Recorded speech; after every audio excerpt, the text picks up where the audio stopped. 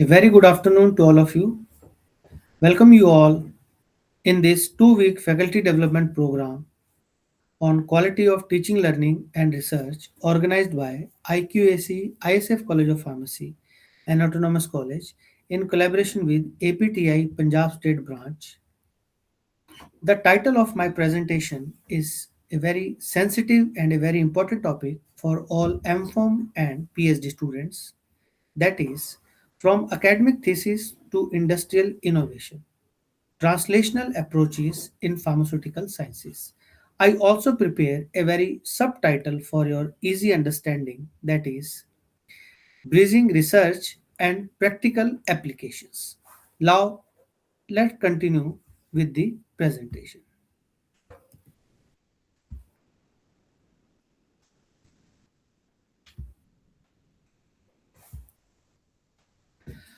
What we are doing now. As a researcher, at the time of initiation of PG or PhD, we perform the experiments. Either it may be on brain disease, either it may be on cardiovascular system, renal system, pulmonary system. Then after the completion of your MPharm, at the end stage, your thesis is submitted and your thesis can be submitted in three forms. Either it may be patented, thesis can enter into the library and the thesis work can be published. Now the question is, what is next? After all these criterias, what is next? The journey of thesis is mostly stopped here. So my focus is that during PG or PhD, how you can commercialize, how you can translate, how you can strengthen your thesis work, enter into the commercial market in the patient hand. What this talk is about: translational science and academic research. I prepare 5 specific bullets for an easy understanding and a very simple flowchart by which you can know how it will work. From academic research to preclinical studies, then preclinical studies, human studies, translation to patients, and translation to population. You need to understand, encourage a bench to beside approach, moving from basic research to real world healthcare impact. We need to promote collaboration between academia, research institution and the pharmaceutical sector. Supports the development of novel drug targets, deliver systems and biomarkers. Help cultivate a new generation of scientists skilled in translational and interdisciplinary thinking. Facilitates technology transfer and intellectual property generation benefits in both sectors. These are the common key factors.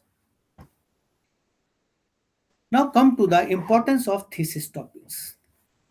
Here I divided into two parts. The first one is what makes a thesis topic work and what are the common mistakes or the common pitfalls in thesis topic. Let's understand what makes a thesis topic work. A successful thesis demonstrates strategic foresight, well-defined objective, timelines, and methodological contingencies. We need to integrate emerging technologies such as CRISPR, organoids, AI-driven molecular docking, high-throughput screening, and to enhance originality and industrial relevance. Scalability and translational application should be there. Feasibility and strategic execution should also there. So these are the common key factors which can commercialize, which can your thesis topic works in a good manner. Now, what are the common mistakes and the common pitfalls during the preparation of thesis topics? The first one is narrow focus without real world application. Second and most important is lack of collaboration with industry. Reproducing existing work or reusing conventional models without significant methodological advancement, which can weaken the thesis. And the most important nowadays, the overly ambitious topics with complex methodologies and limited infrastructural support mainly result in incomplete outcomes. So we need to escape, we need to reduce, we need to focus on these errors, that how we can minimize these errors, how we can rationalize our thesis in a very scientific manner. Now come to the translational science. How translational science works.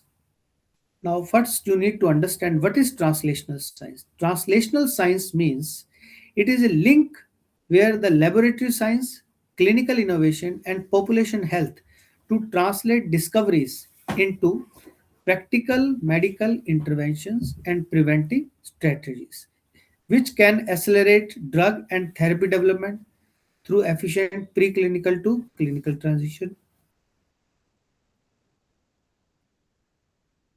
ensure clinical relevance, safety, and efficacy of research outcomes, integrate multidisciplinary expertise like biology, pharmacology, chemistry, data science, and clinical medicines, enhance patient centered innovation and evidence based medical practice, reduce the bench to beside time lag, and improve healthcare delivery. So, all these factors are under the category of translational sciences. With the help of these approaches, we can enter from academia to industry, which are basically stands on drug discovery, delivery systems, and collaborative models. In discovery system, novel compounds leading to patents and prototypes, advanced nanoformulations, or target carriers adapted by industries, academic projects translated into clinical or commercial outcomes. So these three criteria, these three categories in the pharmaceutical education, which can be follow up, which can be adopted by the researchers to strengthen the translational value of their work. To better understand, I prepare a very specific rationale, which are we aware, misdiagnosis, lack of therapy, lifetime suffer. With the help of these questions, we can incorporate, we can collaborate with the industry to strengthen as well as to aware the knowledge.